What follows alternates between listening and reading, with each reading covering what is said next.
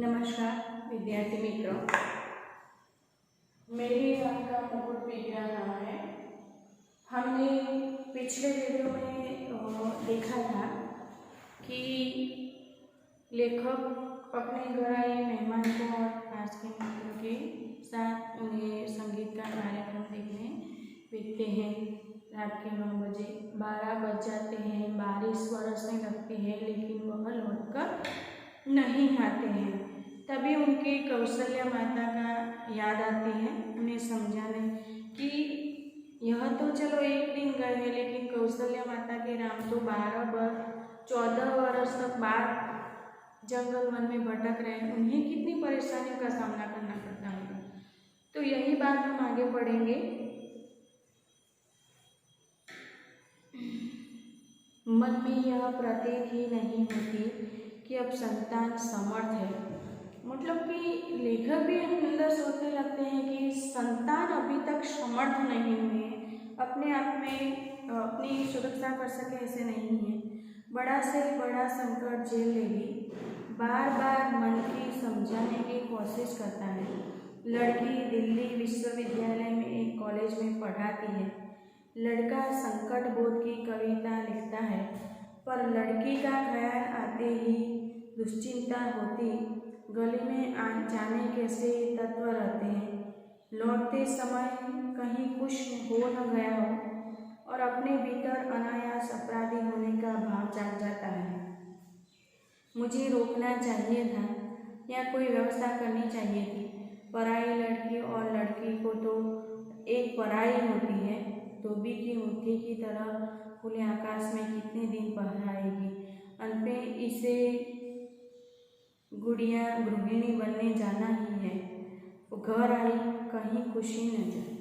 मतलब यहाँ लेखक ने अंदर ही अंदर कुछ अपराध भाव, मतलब कुछ अघटित घटना होने का एहसास महसूस किया। उन्हें भनक होने लगी कि कुछ न कुछ दुश्चिंता होने, मतलब खराब चिंता उनके मन में होने लगी कि पराई लड़की है, मेहमान के तौर पर यहाँ आए हुए हैं, अगर कुछ अघटित घटना हो गई तो। लेकिन चिंता करने लगे, मन फिर घूम गया कौशल्या की ओर। लाखों करोड़ों कौशल्या, मतलब कहीं इतनी कौशल्या है जो अपने बच्चों को देश विदेश में पढ़ने कमाने के लिए भेजती हैं, तो कितनी चिंता उनके मन में मुखरित होगी।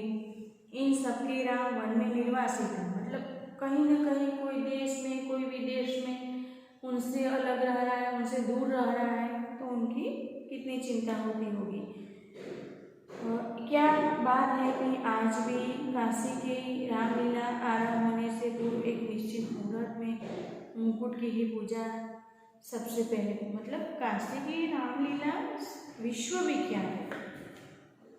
तो उस रामलीला में क्या होता है कि रामलीला शुरू होने से पहले राम के मुकुट का पूजा होती है। तो उनका कुछ कारण है।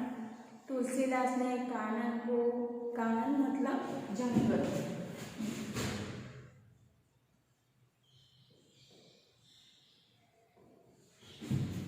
तो उन्होंने कहा है कि सत अवध समाना कहा, चित्रकूट में ही पहुंचने पर कली की कुटिल कुचाल दिख पड़ी।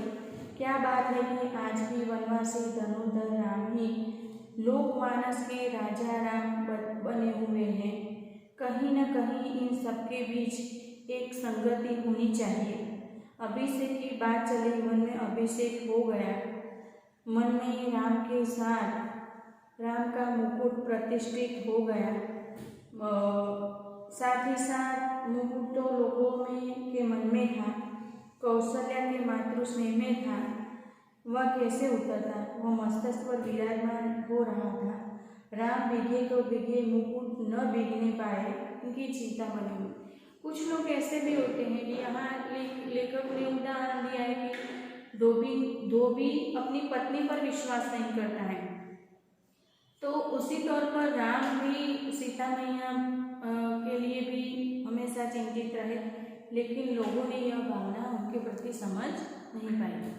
उनको केवल मुकुट की चिंता है, वह भीगने ना पाए। कितनी अयोध्या बसी उजड़ी पर निर्वासित राम की असली राजधानी। जंगल का रास्ता अपने कांटों कुशों कंकड़ों पत्थरों को वैसे ही ताज सुबह लिए हुए बरकरार है, क्योंकि जिनका आसरा साधारण गंवार आदमी भी लगा सकता है, वे राम तो सदा निर्वासित ही रहेंगे। उनके राजपाट को संभालने वाले भरत अयोध्या के समीप रहते हुए उनमें भी अधिक निर्वासित रहेंगे। निर्वासित नहीं बल्कि काल कोठरी में बंद जिला बदने की तरह। तो लेखक ने एवं निबंधकार ने यह उदाहरण हमें समझाया है कि कितनी राम होंगे, कितनी कौशल्या माताएं होंगी, कितनी अयोध्या होगी जो निर्वासित इसीलिए कहा गया है, क्यों निर्वासित इसीलिए कि देश से निकाला हुआ। ध्यान में रखना, तो अयोध्या 4 राजाओं के होते हुए भी निर्वासित थी, क्योंकि राम को 14 वर्ष का वनवास मिला था। भरत को राजा बनाए, लेकिन वह राज्य से बाहर होकर वह व्यवहार करता है, राज चलाता है। तो अयोध्या तो निर्वासित ही है और कौशल्या माता ही निर्वासित है, क्योंकि वह उनके बेटे होते हुए भी वह अकेली हो गई थी। इसीलिए काल कोठरी भरत ने भी राज का भार संभाला, लेकिन कहाँ से? वह अयोध्या से बाहर रहकर, राम भी अयोध्या से बाहर रहकर। तो कुछ ऐसे भी मनुष्य हैं जो देश विदेश से बाहर रहकर भी अपने परिवार का और राज का व्यवहार चलाते हैं। सोचते सोचते लगा कि इस देश की ही नहीं पूरे विश्व की एक कौशल्या है जो हर बारिश में बिसुर रही है। मोरे राम के विजय मुकुट, मेरे राम का मुकुट भी बिगड़ा। तो ऐसे कई मनुष्य हैं जो अपने राम के प्रति चिंतित है।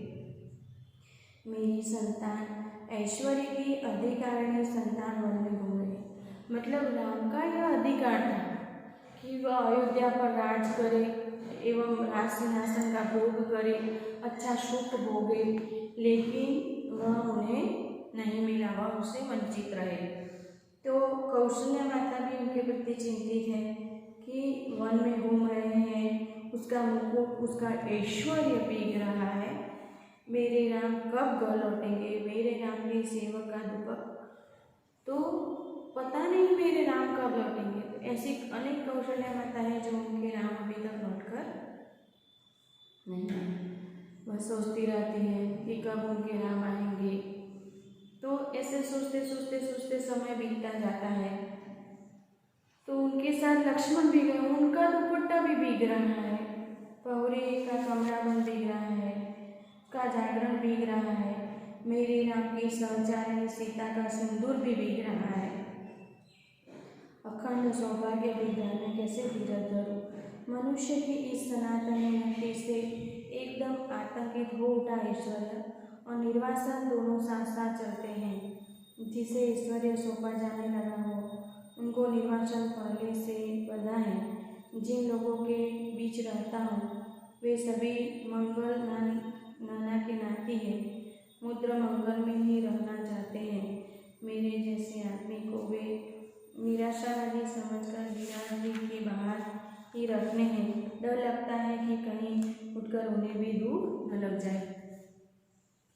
तो वे भी सोते सोते रह जाते हैं कि वे जिन लोगों के बीच में रहते हैं वे सभी उनके मंगल के नाता नाती, मतलब उनका सुख सोचने वाले व्यक्ति हैं। तो मेरे जैसे आदमी हम कुछ अघटित घटना होने की जब हमें आहट होती है, भयानकता लगती है, तब हम कुछ न कुछ गलत सोचने लगते हैं। लेकिन लेखक यहाँ हमें समझाना चाहता है कि कभी भी हमें निराशावादी विचारधारा नहीं रखनी है। शंका को आंखों में झांकता हूँ तो मंगल का सारा उत्साह फीका पड़ जाता है और बंधनवार न दिखाकर साथ ही साथ